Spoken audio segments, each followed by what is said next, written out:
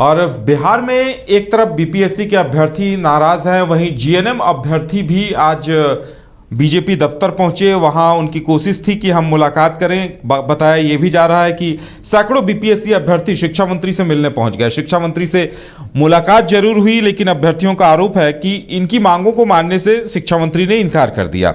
अब उन लोगों ने ऐलान कर दिया है कि वो आत्मदाह तक करेंगे। वहीं दूसरी तरफ स्वास्थ्य विभाग के जीएनएम अभ्यर्थियों ने अपनी नाराजगी प्रदेश कार्यालय पहुंचकर निकाली। उनका कहना है कि 2021 के बाद से ही सिर्फ आश्वासन मिल रहा है और इनकी मांगों को पूरा नहीं किया जा रहा। वहीं स्वास्थ्य विभाग के अभ्यर्थियों का एक वीडियो भी सामने आया जिसमें ये मुलाकात करने जबरन सम्राट चौधरी के दफ्तर में घुस गए और ज्ञापन सौंपना चाहते थे, लेकिन अभ्यर्थियों को वहां से बाहर निकाला गया। और ज्यादा जानकारी के लिए इस वक्त गौतम हमारे सहयोगी पटना स्टूडियो से जुड़े हुए हैं।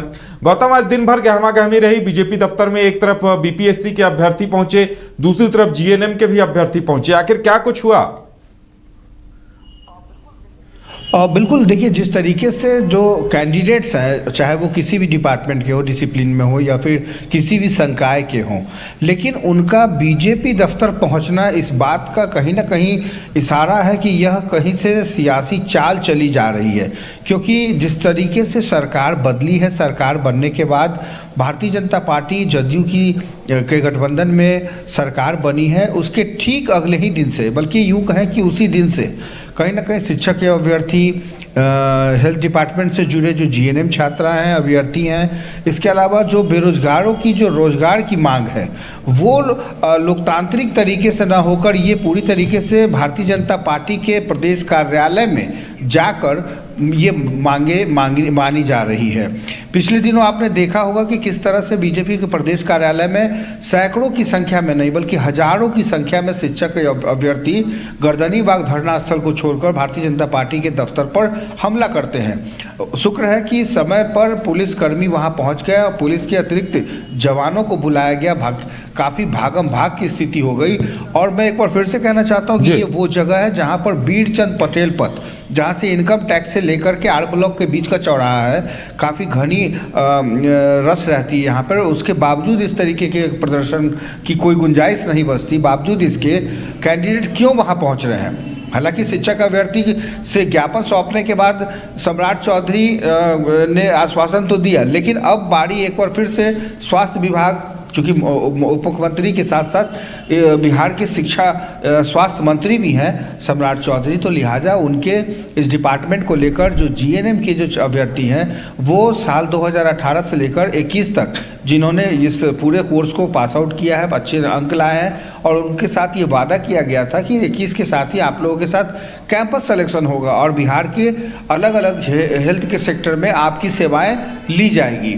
लेकिन 21 से 22, 23, 24 यानी कि 3 साल बीत जाने के बावजूद अब तक इनके लिए ना तो रोजगार निकाला गया, ना ही इससे संबंधित कोई विज्ञापन निकाले गए। अब सवाल ये उठता है कि आखिर सरकार ने इनको लोन देकर शिक्षित तो किया, स्वास्थ्य सेवाओं में लाने के लिए इनके पद को जनरेट तो किया, लेकिन जब इन्होंने पढ़ाई पूरी कर ली, एजुकेशन पूरा ले लिया और जब लोन चुकाने की बारी आ रही है तो इनके पास रोजगार नहीं है। लिहाजा अब ये जाएं तो जाएं कहाँ, ये एक बहुत बड़ी समस्या है जिसका हल अब नई सरकार के लिए एक चुनौती बनी हुई है।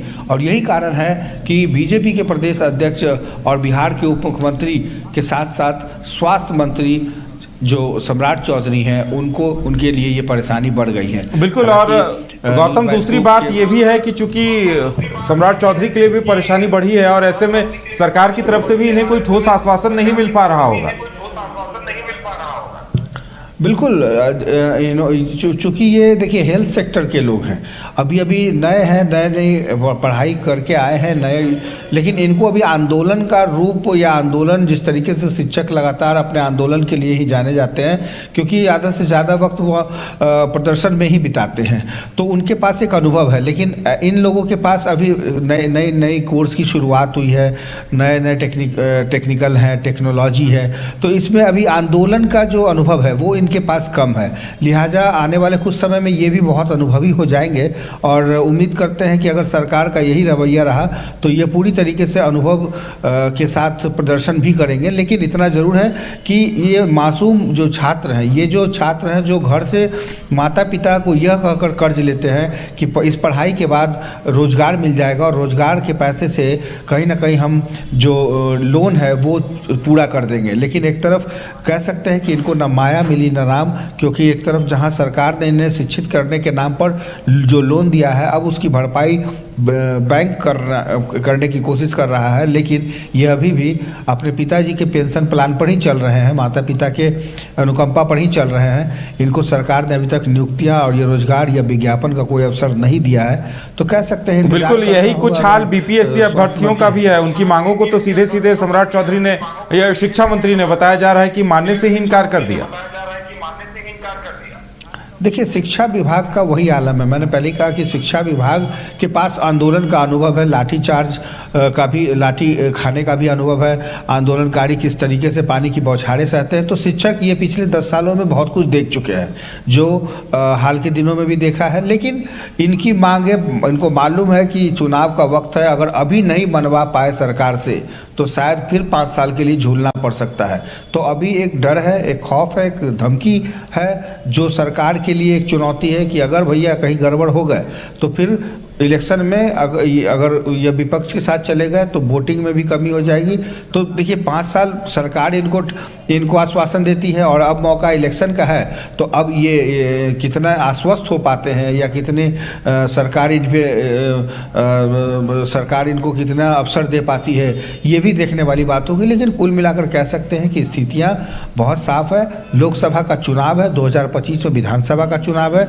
चुनाव से पहले अपने अपने जो हितकारी योजनाएं हैं, चाहे वो नियोजित शिक्षक से राज्यकर्मी बनने का हो या फिर बीपीएससी के माध्यम से बनने का हो, कहीं ना कहीं ये चुनौतियां सरकार के लिए गले का हड्डी साबित हो रही है।